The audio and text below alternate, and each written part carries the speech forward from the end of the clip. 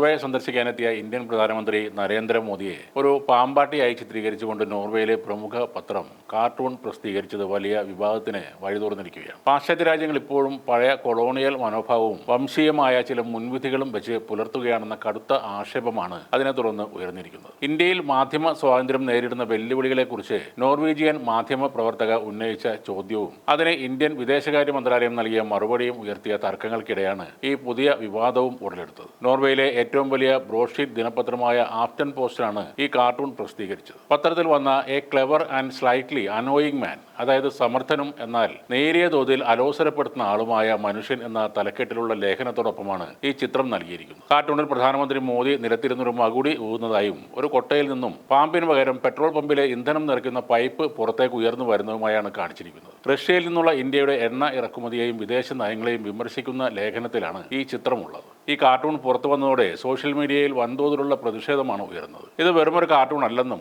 പൂർണ്ണമായും വംശീയവും വിദേശീയ വിദ്വേഷം നിറഞ്ഞതുമാണെന്ന് നിരവധി ആളുകൾ കുറ്റപ്പെടുത്തി. ഇന്ത്യയെ ഇപ്പോഴും പാമ്പാട്ടികളുടെ നാടായി കാണുന്ന കൊളോണിയൽ ചിന്താഗതിയാണ് ഈ പത്രം പുറത്തെടുത്തതെന്ന് പലരും ചൂണ്ടിക്കാണിച്ചു. 1.4 ബില്യൺ ജനങ്ങൾ ജനാധിപത്യപരമായി തെരഞ്ഞെടുത്ത ഒരു രാജ്യത്തിന്റെ തലവനെ ഇത്തരത്തിൽ അപകീർത്തിപ്പെടുത്തുന്നത് മാധ്യമ സ്വാതന്ത്ര്യത്തിന്റെ പരിധിയിൽ വരുന്നതല്ലെന്നും അവർ പറയുന്നു. പ്രധാനമന്ത്രി മോദി നേരത്തെ അമേരിക്കയിലെ മാഡിസൺ സ്ക്വയർ ഗാർഡനിൽ നടത്തിയ ഒരു പ്രസംഗത്തിൽ പണ്ട് ലോകം ഇന്ത്യയെ പാമ്പാട്ടികളുടെ നാടായി കണ്ടിരുന്നു എന്നും എന്നാൽ ഇന്ന് രാജ്യം കമ്പ്യൂട്ടർ മൗസ് ഉപയോഗിച്ച് വിസ്മയം തീർക്കുന്ന മൗസ് ചാർമർമാരുടെ നാടായി മാറിയെന്നും പറഞ്ഞിരുന്നു. അതിനെ മുൻനിർത്തിയാണ് പത്രത്തിനെതിരെ ലോകമെമ്പാടും കടുത്ത വിമർശനം ഉയരുന്നത്. സമാനമായ രീതിയിൽ 2020 ഒരു സ്പാനിഷ് പത്രവും ഇന്ത്യയുടെ സാമ്പത്തിക വളർച്ചയെ ചിത്രീകരിക്കാൻ പാമ്പാട്ടിയുടെ ചിത്രം ഉപയോഗിച്ചതും വലിയ വിവാദമായി മാറിയിരുന്നു. നോർവേ പ്രധാനമന്ത്രിയുമായുള്ള സംയുക്ത വാർത്താ സമ്മേളനത്തിന് ശേഷം പ്രധാനമന്ത്രി മോദി മാധ്യമങ്ങളിലെ ചോദ്യങ്ങൾക്ക് മറുപടി നൽകാതെ മടങ്ങിയതിനെ തുടർന്നാണ് നോർവേയിൽ ഈ തർക്കങ്ങൾ ആരംഭിക്കുന്നത്. ഡാഗ്സാവിസൻ എന്ന പ്രാദേശിക പത്രത്തിലെ മാധ്യമപ്രവർത്തക ഹെല്ലെ ലിങ്ക് ലോകത്തിലെ ഏറ്റവും സ്വാതന്ത്ര്യമുള്ള മാധ്യമങ്ങളിൽ നിന്നുള്ള ചോദ്യങ്ങൾക്ക് എന്തുകൊണ്ട് താങ്കൾ മറുപടി നൽകുന്നില്ല എന്ന്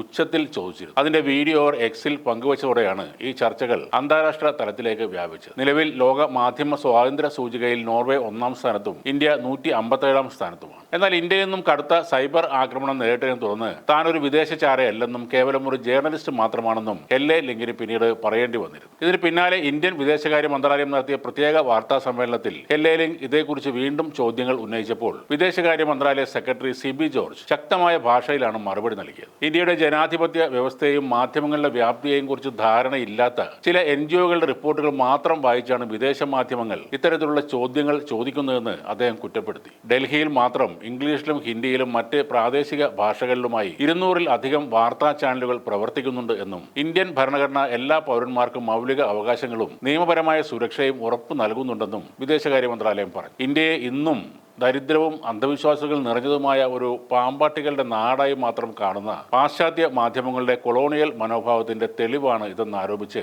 സമൂഹ മാധ്യമങ്ങളിൽ വലിയ പ്രതിഷേധമാണ് ഇപ്പോൾ ഉയരുന്നത്. എന്തായാലും ഈ വിവാദങ്ങൾക്കിടയിൽ നോർവേയിലെ ഔദ്യോഗിക സന്ദർശനം പൂർത്തിയാക്കി പ്രധാനമന്ത്രി നരേന്ദ്രമോദി ഇറ്റലിയിലേക്ക് തിരിച്ചിട്ടുണ്ട്. മാധ്യമങ്ങളോട് നേരിട്ട് സംസാരിക്കുക എന്നത് പ്രധാനമന്ത്രി നരേന്ദ്രമോദി വർഷങ്ങളായി ഒഴിവാക്കുന്ന ഒരു കാര്യമാണ്. ആശയവിനിമയം നടത്താനുള്ള അദ്ദേഹത്തിന്റെ കഴിവില്ലായ്മ തന്നെയാകും അതിന്റെ കാരണം. പ്രസ് മീറ്റ് നടത്തി അതിൽ പരിഹാസ്യനാകുന്നതിലും നല്ലത് അതിന് പോകാതെ ഇരിക്കുന്നതാണെന്ന് അദ്ദേഹം കരുതിയാൽ അതിനെ കുറ്റം പറയാനും കഴിയും. എന്തൊക്കെ ആധുനികമായ തർജ്ജമ ചെയ്യുന്ന ഉപകരണങ്ങൾ ഉണ്ടെങ്കിലും ഭാഷ കൈകാര്യം ചെയ്യുന്നത് വലിയൊരു പ്രശ്നം തന്നെയാണ്.